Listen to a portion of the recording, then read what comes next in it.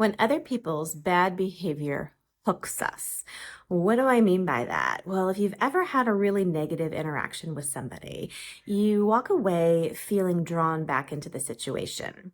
Your mind may be replaying it constantly over and over again. You may be rehearsing your next encounter with them, trying to see how to best handle the next thing that may come down the line. Sometimes your energy, your attention, your focus, even your emotions feel tied back to the event, regardless of what's happening around you. I had a very negative experience this week at work, and it was quite shocking this far into my journey looking at communication, interaction, also energy dynamics that I got as hooked as I did. But it was well, the aftermath, really, that's what shocked me the most. I have moved past the point of taking responsibility for other people's behaviors. Yay for me. It's a work in progress, I will say. But I would say that's the first thing to look at if you do start to feel hooked, making yourself responsible for what they did and their choices. Communication, interactions, two-way streets. You are only responsible for the one that you are driving on, right? What is hooking me these days is watching where I'm reacting to the other person's lane and not really staying in my own. So for me, the self-judgment and the aftermath that came after this huge negative interaction was way more about my behavior towards their bad behavior. And man, if I had just taken a breath, if I had just calmed down, if I wasn't so triggered, I could have handled it better. It's this coming from a good place, I would say. It's a sense of integrity about wanting to present the best and being able to, especially at work, smooth things over and be a conflict resolution person, not so much someone who's going to instigate and hit it, which I kind of did. Oopsies. So it's an interesting thing to look at this stage of the game where there may be responsibility in the past for the other person's actions, having the realization, I have no control over that. That's not my business. What I do have control over, though, is my reaction to them. But this is a learning curve for all of us. And it's amazing because there are just certain people, there are just certain interaction types that you are going to be triggered to more than anything. I handle hot situations all the time as a manager.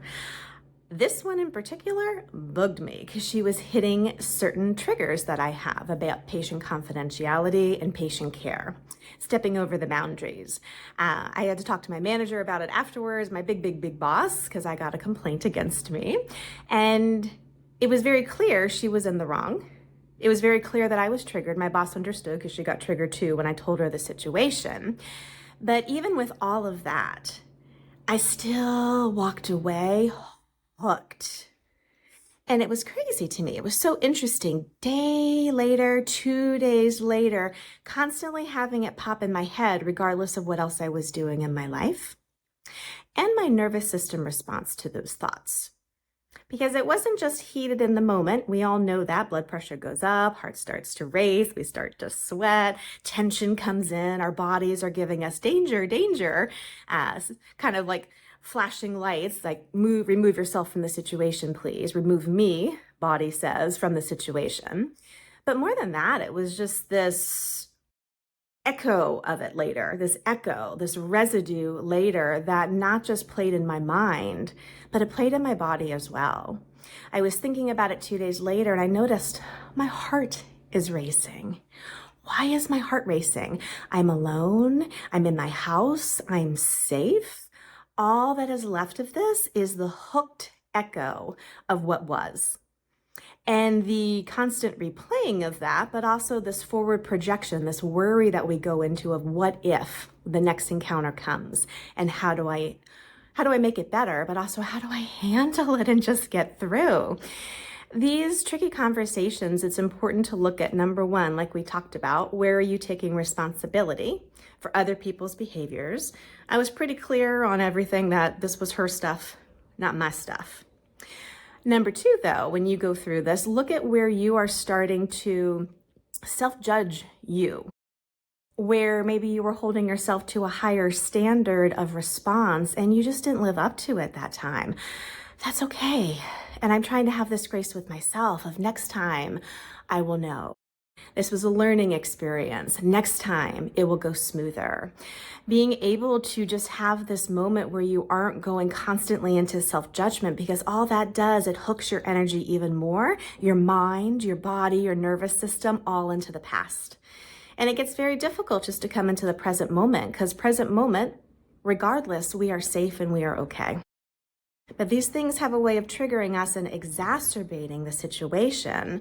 And if you can't take physical space from it in the moment, if you could at least just plant your feet down, take a breath, and give your body some somatic cues that it is safe, that you are fine. I do deep pressure a lot. I do a little bit of hand rubbing a lot. I did not do that in the moment. I should have. I did not do that. That's okay next time. And I feel like picking apart these interactions over the last week, if you can just look back, what triggered you? Where perhaps are you stepping over and outside of your lane into the other person's lane and taking responsibility for them driving their own car the way that they chose to? You have no control over that. It's nice to think we do, but we don't, right? And then also, where are you going into judgment of where you reacted, where now your lane, you didn't drive it as deliciously as you would have liked to. And if you could just give yourself a break and let yourself off the hook a little bit. I think you need to, number one, let the other person off the hook and have a little bit of empathy. Also, and most importantly, and bigger than that, can you actually let yourself off the hook and free up your energy to come into the here and the now? Because really and truly, any difficult conversation we have, and we're going to keep having them, this is just life. What are the wild cards in life, I like to say? People. What's the biggest stressor in life? Other people.